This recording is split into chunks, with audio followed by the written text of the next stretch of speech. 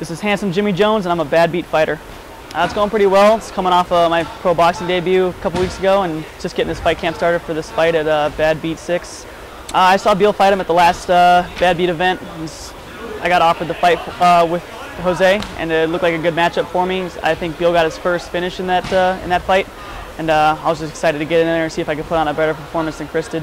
I'm starting to feel more comfortable at 135. Before I had a hard time making the weight. Now that I'm dieting correctly, eating correctly, and training properly, that's probably going to be the weight where we're going to stay at from here on out. Trying to stay as active as possible, just working out as often as possible, getting as many fights as I can. I made my pro boxing debut, like I said earlier, and just trying to keep it as active as I can. That's the best thing for me, you know, staying busy, staying in shape, and I'm excited to just get in there whenever I can. I learned a lot, actually. I learned I can go in there and go to war for 3 straight rounds and kind of hang in there as best as I can. The only thing I was disappointed about was not getting the finish. I mean, there was a lot of controversy surrounding the decision. A lot of people thought I won, a lot of people thought Chris won. I think the most important thing was that I had a few opportunities to finish the fight and I just couldn't do it.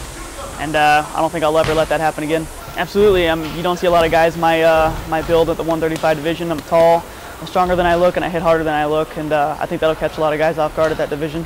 Just Team Handsome as usual, Ryan Couture, Dennis Davis, Eric Nixick. They're putting me through some heavy workouts and trying to do the best they can for me to get ready for this fight, and that's who will be in my corner that night. Oh, for sure. I mean, I train with the best in the world here. We got Martin Kamen coming up with a big fight. We have Mike Pyle, Jay Haran, who won big fights and are training for big fights.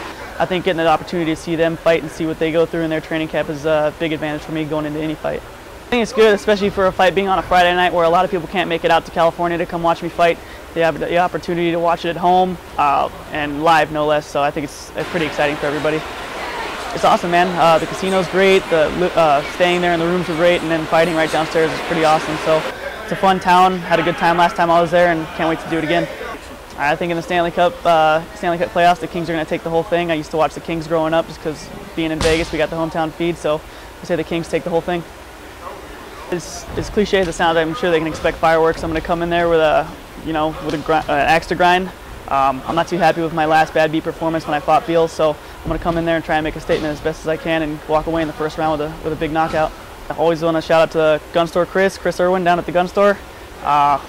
X-Cap for keeping me healthy, keeping me in line, and of course Extreme Couture for putting me through the toughest workouts I can. This is handsome Jimmy Jones. Come check me out at Badbeat 6 at the Commerce Casino where I'm taking on Jose Morales. It's going to be a good show.